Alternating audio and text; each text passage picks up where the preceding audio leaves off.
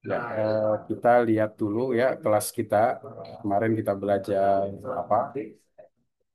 Kemarin kita belajar tentang ini ya, tentang model-model inovasi dan desain pembelajaran. Di mana model-model dan desain pembelajaran ini beragam teori ya, sudah ada di dalamnya ya, dan perbedaan-perbedaannya dan inovasi sangat memungkinkan dikaitkan dengan konteks-konteks saat ini ya. Jadi yang namanya inovasi itu berangkat dari sesuatu yang sudah ada, dari sesuatu yang sudah ada diperbaiki dari sisi apa yang perlu kita perbaiki. Sisi-sisi itu ya berupa lembaga, berupa perbaikan manajemen pendidikan, pengajaran, dan lain segala macamnya. Nah, kita akan bisa memperbaiki manakala kita sudah betul-betul memahami konsep tentang manajemennya. Kalau yang kita perbaiki manajemennya, konsep metodologinya, kalau kita ingin memperbaiki metodologi mengajarnya, kemudian juga konsep kurikulumnya, kalau kita mampu memahami kurikulum. Nah, sehingga inovasi itu bisa disesuaikan dengan konteks-konteks yang ada saat ini. Nah, selanjutnya pada hari ini ya kita mencoba berdiskusi terkait dengan eh, desain pembelajaran untuk kebutuhan abad 21 ya. Desain pembelajaran untuk abad 21. Nah, sebelum kita mulai, masih kita juga menunggu teman-teman yang masuk dalam perkuliahan kita. Kita lihat dulu ya teman-teman itu di kelas. Di Google Class kita karena belum menggunakan e-kampus ya di Google Class di kelas eh, 3A1 ya kita kelas 3A1 ya kita lihat di kelas kita 3A1 di mana di kelas 3A1 ini materi akan ditayangkan sekitar jam 16 ya, 16:30 nanti ditawarkan. Kemudian juga ini materinya insya Allah akan misalnya ketik ya, dan langsung bisa dilihat ya, misal tanggalnya ya, materinya insya Allah nanti akan terlihat ya pada waktunya. Nah, kemudian seperti saya sampaikan sebelum-sebelumnya ya, eh, kita di sini ada pengumpulan tugas ya. Pengumpulan tugas ini nanti silakan diklik, dilihat terkait dengan hal apa saja yang harus dilakukan. Ini sengaja saya ulang-ulang ya, agar bisa memahami terkait dengan tugas apa yang diberikan. Nah, kalau di sini ada tulisan jenis tugas, pilih dari nomor 1 sampai dengan nomor 9 ya. Nomor 1 sampai dengan bukan atau di sini ya. Nomor 1 sampai dengan nomor 9. Bentar, ini. Nomor 1 sampai nomor 9 nah, yang ada di RPS atau bisa diklik yang ada di jenis tugas ini ya. Nah, itu ya saya mengingatkan kembali terkait dengan hal-hal apa saja yang perlu dilakukan. Nah, sekarang kita mencoba berdiskusi terkait dengan tema tentang tema kelima ya, tentang ke desain pembelajaran berbasis kompetensi dan kebutuhan abad 21. Sebenarnya materi ini lebih cenderung pada desain pembelajaran berbasis kompetensi dan kebutuhan abad 21 atau desain pembelajaran berbasis kebutuhan abad 21. Nah,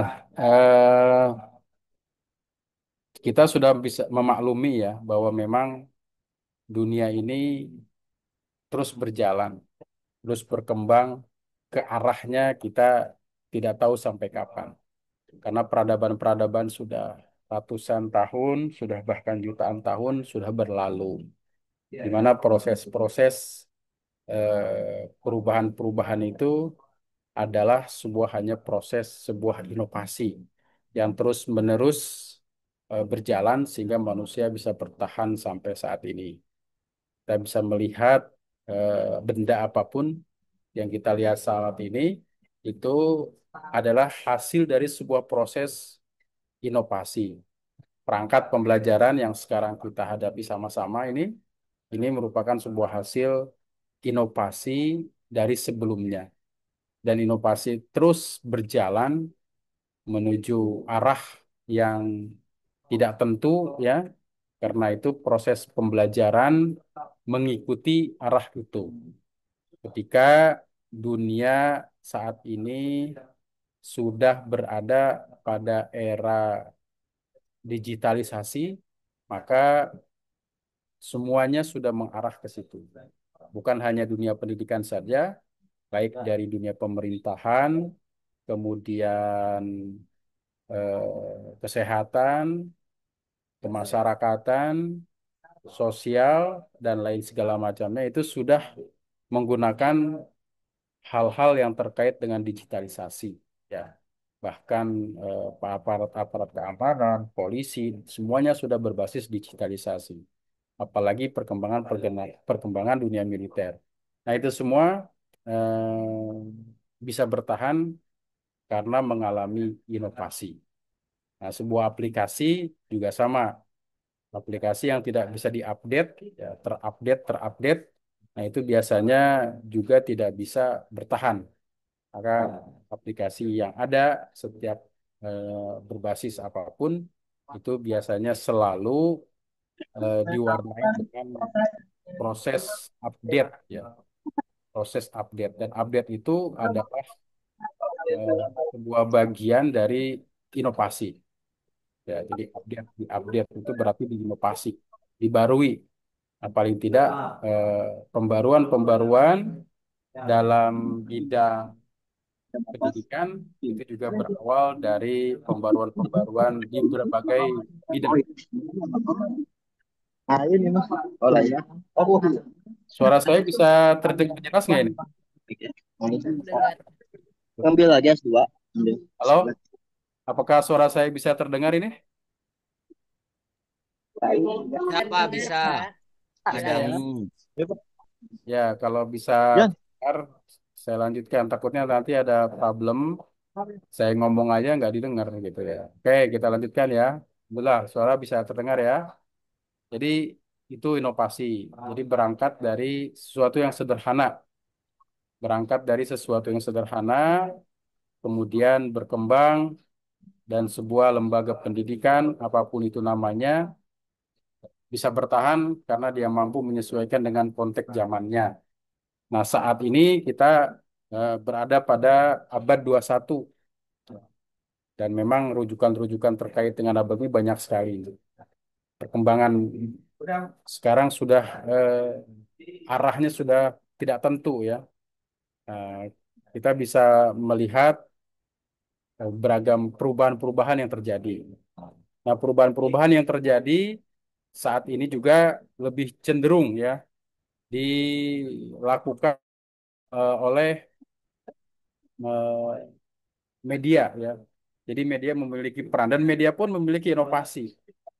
Nah, media-media yang dulunya besar eh, sekarang sudah berubah ke digital semuanya. Bahkan banyak yang tutup ya karena memang sudah tidak memiliki pelanggan dalam tanda kutip ya pelanggan. Kalau dia berbasis manual, koran dan segala macamnya dulu pernah masuk pada masa kejayaannya. Tapi sekarang sudah berubah menjadi e-paper semuanya, termasuk buku-buku. Buku-buku sudah berubah menjadi e-book sekarang. Semuanya sudah berubah ya. Kemudian Nah, kitab-kitab juga sama mengikuti perkembangan.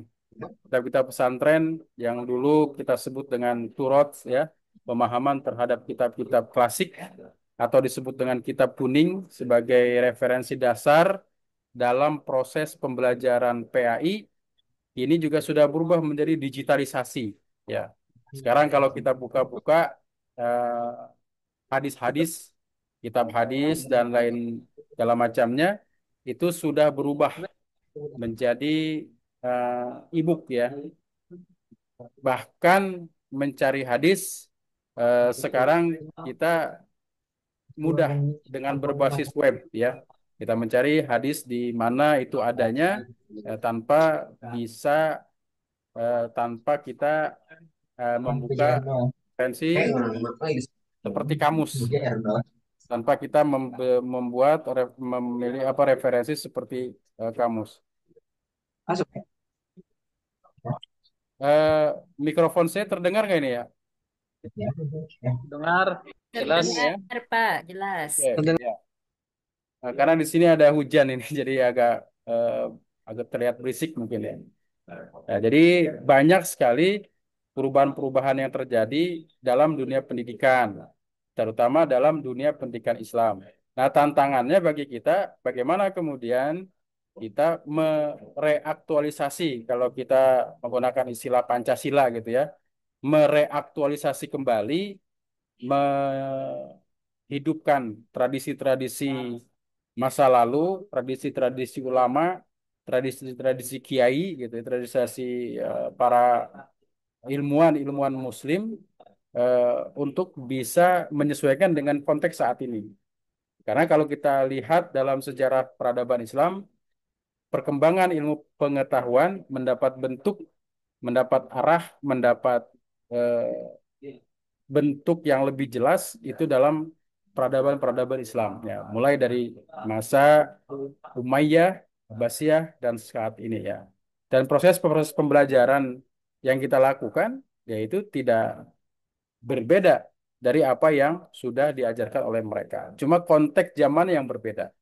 Rukun iman yang kita pedomani saat ini nggak berubah, tetap jumlahnya ada 6. Demikian juga rukun Islam ada 5 ya. Nah itu tidak boleh kita rubah, tetapi bagaimana kemudian menginovasi, menyesuaikan sesuai dengan konteksnya. Kitab-kitab akhlak yang menjadi ruh dalam proses pembelajaran PAI, ya karena dalam undang-undang itu pendidikan agama digabungkan dengan pendidikan akhlak mulia. Nah, karena menggabungkan itu dulu ya kita di Diniyah misalkan diajarkan kitab-kitab tentang akhlak lil banin, akhlak lil banat gitu ya. Bagaimana kemudian mengaktualisasi dalam madrasah itu diganti menjadi sebutan akidah akhlak ya, tapi kan tidak mengkaji secara khusus kitab itu. Nah, artinya bagaimana kemudian agar siswa pun memahami tentang akhlak itu sesuai dengan konteks saat ini. Nah, itu penting ya, penting karena proses pembelajaran dalam sebuah lembaga pendidikan apapun itu bisa bertahan kalau dia mampu menyesuaikan dengan konteks masanya, konteks zamannya. Nah, saat ini kita sudah berada dalam era digital, dalam dunia informasi, perubahan begitu cepat. Berita ya yang tersebar begitu cepat dan berita itu sangat berpengaruh. Apalagi dengan perkembangan media-media sosial. Maka kemudian muncullah proses-proses pembelajaran berbasis ya, itu berbasis pada media-media sosial, berbasis web, berbasis apapun dan itu adalah sebagai salah satu upaya untuk memodernkan dalam tanda kutip menginovasi pembelajaran agar mampu diterima menyesuaikan dengan zamannya.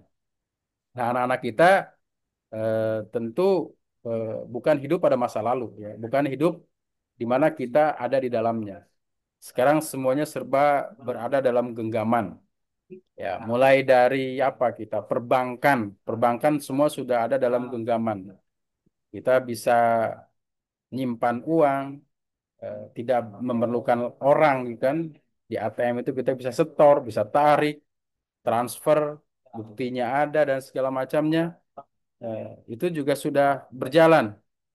Di mana dampak negatifnya adalah ya terjadinya pengangguran ya, orang-orang yang tadinya memiliki keahlian tentang ya, resepsionis misalkan menjadi digantikan. Dan ini juga sudah terjadi dengan berkembangnya AI, artificial intelligence dalam bentuk robot-robot ya, di mana robot-robot ini bisa melayani.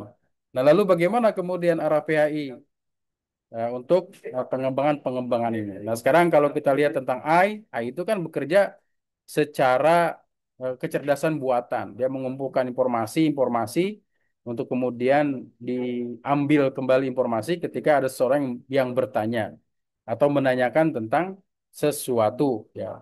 Baik itu model gambar, baik itu kata-kata, kalimat, termasuk dalam membuat karya ilmiah. Ya, sekarang AI itu bisa diperintah untuk membuat karya ilmiah dan itu tidak melanggar etika. Kenapa tidak melanggar etika? Karena sudah sesuai dengan zamannya. Kenapa kemudian itu tidak bisa melanggar etika? Ya karena perkembangan itu tidak bisa ditolak, tidak bisa dijauhkan, bahkan didekatkan. Sehingga sekarang muncullah istilah mitra. Bagaimana AI itu menjadi mitra, menjadi dekat dengan kehidupan kita dalam menyelesaikan problem. Ini adalah sebuah perubahan-perubahan yang besar. Dulu orang hanya mencari dan di pada alat pencari muncullah kemudian Google, Yahoo, ya Bing dan macam-macamnya. Nah, sehingga alat pencari itu menjadi favorit. Tetapi saat sekarang sepertinya sudah lama kelamaan ditinggalkan lagi karena orang berbasis pada perintah, berbasis pada mitra. Nah, mitra itu kemudian disebut dengan AI. Bagaimana kemudian orang-orang PAI bisa mewujudkan itu ya? Misalkan AI berbasis PAI, itu kan sebuah inovasi ya. Walaupun inovasi ini memang berjalan apa namanya menyesuaikan dengan konteks zamannya ya. Nah, kemudian dalam konteks perkembangan abad 21 ini kita bisa pahami bahwa pembelajaran tidak hanya berfokus pada transfer pengetahuan. Nah, ini ya. Karena tadi perkembangan-perkembangan yang saya sampaikan itu menggambarkan bahwa sebenarnya pendidikan agama Islam, pelajaran apapun tidak lagi berorientasi hanya transfer of knowledge, transfer pengetahuan. Kita bilang A, siswa bilang A. Gitu. Nah, sekarang tidak seperti itu, tapi lebih pada pengembangan kemampuan atau juga kompetensi dan juga kemampuan-kemampuan lainnya yang disebut dengan kemampuan berpikir kritis. Kenapa sekarang kita diminta untuk memiliki kemampuan berpikir kritis? Ya karena informasi sudah mudah didapatkan. Kita bisa mengkritisi informasi itu. Apakah informasi itu benar atau tidak? Nah, karena kemudian kecerdasan untuk mencari informasi yang benar, kecerdasan untuk mendapatkan informasi yang valid, itu adalah bagian dari kecerdasan abad saat ini, abad 21. Nah, kemudian teman-teman sekalian, kita lanjutkan.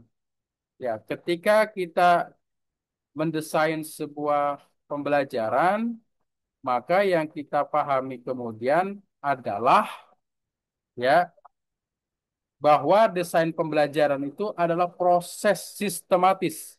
Jadi kalau kita mendesain pelajaran, maka kita membuat sebuah membuat proses sistematis.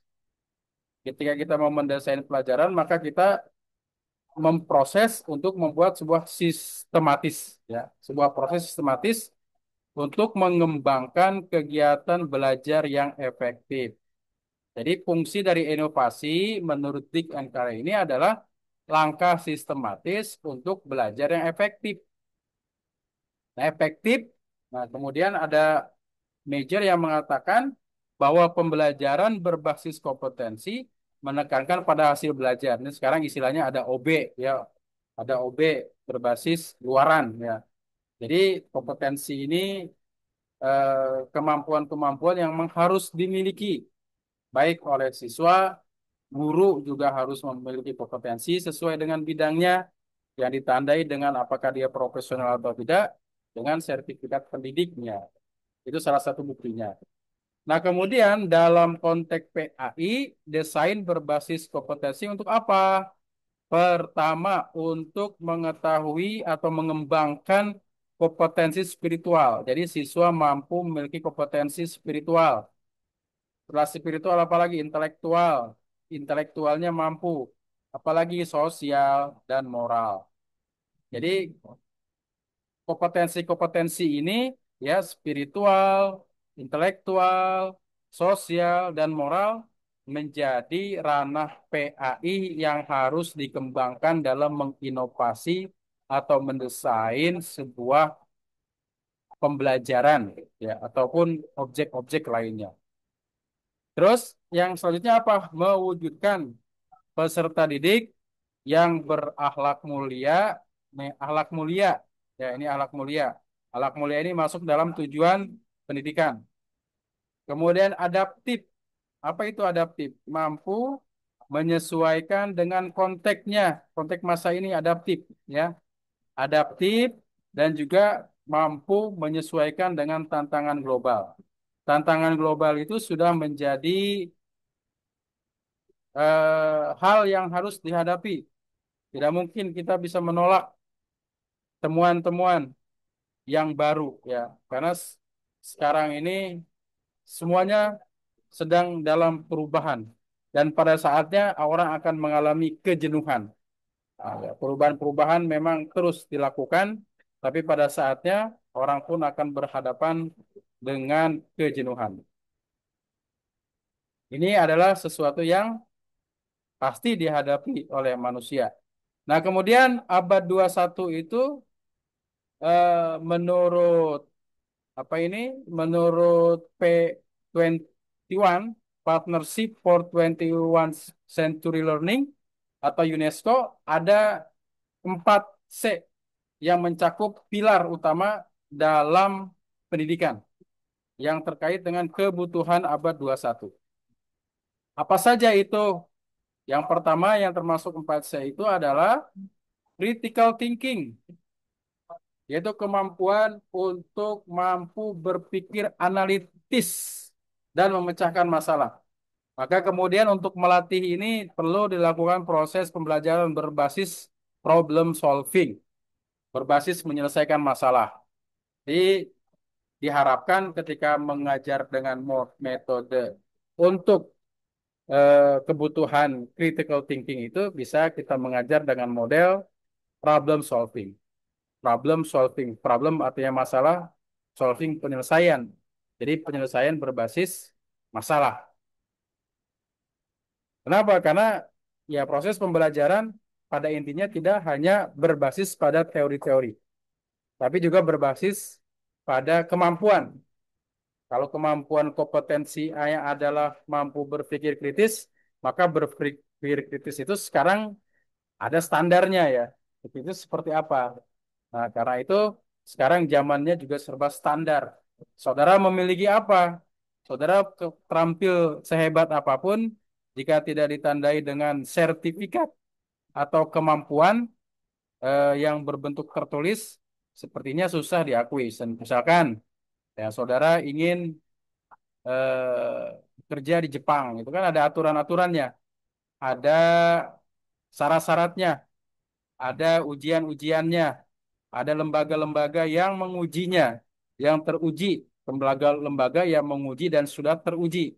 Ketika ditunjukkan sertifikat itu, maka Anda sudah mampu. Nah, termasuk keterampilan-keterampilan apapun yang saudara miliki, nah, sekarang berbasis pada sertifikat. Nah, biasanya itu.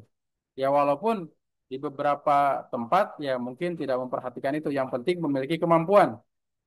Memiliki kemampuan, tapi wujud kemampuan itu dibuat dalam sebuah eh, tanda ya, tanda keterampilan. Maka kemudian mengimbangi itu misalkan di setiap perguruan tinggi untuk mengukur kemampuan saudara ketika lulus dari perguruan tinggi, Itu ada levelnya.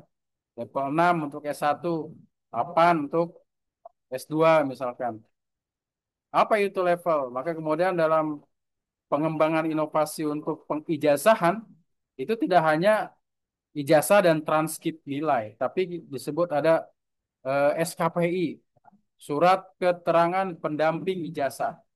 Surat keterangan pendamping ijazah itu kemudian yang menceritakan bahwa saudara memiliki keterampilan yang sudah terstandar. Dari mana kemudian bisa ditulis itu? Dari sertifikat yang saudara peroleh. Nah, itu ya. Dari abad 21 itu yang pertama adalah critical thinking. Kemudian yang kedua, kecerdasan yang diperlukan adalah creativity atau kreativitas. Kreativitas itu apa? Menghasilkan gagasan atau ide-ide baru. Gagasan-gagasan atau ide baru seperti apa? Ya apa saja. Ya, yang penting memiliki kemanfaatan. Kreativitas, ide baru itu memiliki kemanfaatan. Kemanfaatan untuk siapa? Ya dalam pendidikan Islam, inovasi itu harus memiliki kemanfaatan. Harus memperhatikan nilai-nilai tauhid dan juga memperhatikan nilai-nilai kemanfaatan. Baik bagi manusia ya maupun lainnya. Baik bagi satu bangsa ya maupun lainnya. Jadi kemanfaatan, creativity, menghasilkan ide baru atau gagasan. Ya, dikondisikan saja ya. Di sini juga banyak petir. Ya, jadi yang memungkinkan untuk bisa kuliah silakan. Yang tidak memungkinkan silakan pantau saja di Google Classroom. Insya Allah di situ sudah ada materi dan insya Allah nanti akan saya sampaikan juga rekaman. Saya kasih kehadiran. Kemudian yang ketiga ini kemampuan yang memungkinkan lagi adalah kemampuan berkomunikasi efektif.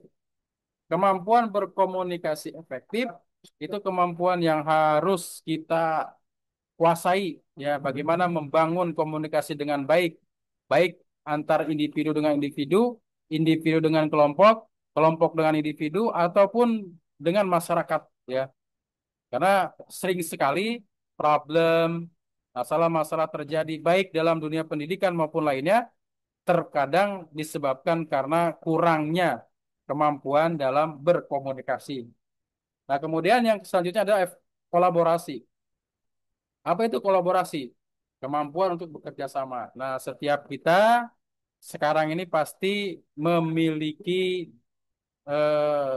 mitra, memiliki kesamaan. Maka kemudian yang pentingnya kita melihat problem sebagai peluang, masalah sebagai peluang ya. Untuk apa? Untuk mampu berkolaborasi. Karena berkolaborasi itu merupakan bagian dari kecerdasan abad 21 di mana kita harus berlandaskan nilai-nilai Islam, nilai-nilai iman, nilai-nilai amal soleh ya yang harus melandasi pemikiran kita dalam berbuat ya, apapun yang kita lakukan termasuk juga dalam berinovasi. Nah, kemudian saudara sekalian, teman-teman sekalian, yang keempat, ini ada beberapa pandangan ahli terhadap perkembangan eh, inovasi atau pembelajaran. Nah, yang pertama misalkan ini ada Robert Jetne yang tahun 1985 yang menyatakan bahwa pembelajaran efektif itu terjadi jika dirancang didasarkan atas kondisi internal dan eksternal yang mendukung proses pembelajaran. Apa yang dimaksud kondisi internal dan kondisi eksternal? Jadi pembelajaran yang disebut efektif itu jika dirancang berdasarkan kondisi internal.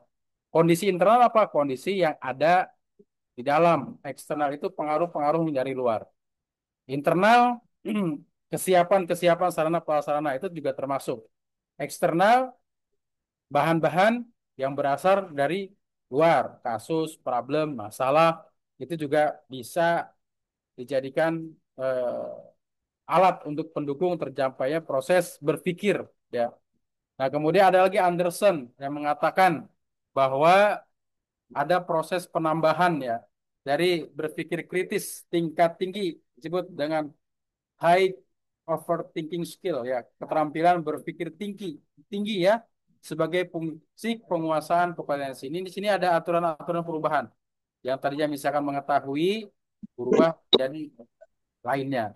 Kemudian ada lagi ya, ini ada Misra and Kohler dan berdasarkan TPAK ini sudah pernah kita sampaikan di mana proses pembelajaran inovasi harus memperhatikan tentang P yang pertama teknologi, P-nya adalah pedagogi, A-nya pedagogi, kemudian konten keislaman ya. Kemudian macam-macam ya teori-teori yang melandasi adanya inovasi dalam sebuah pembelajaran. Nah, ini adalah prinsip dasar. Apa prinsip dasar pembelajaran? Prinsip dasar pembelajaran ketika kita menginovasi adalah pertama subjek student center learning.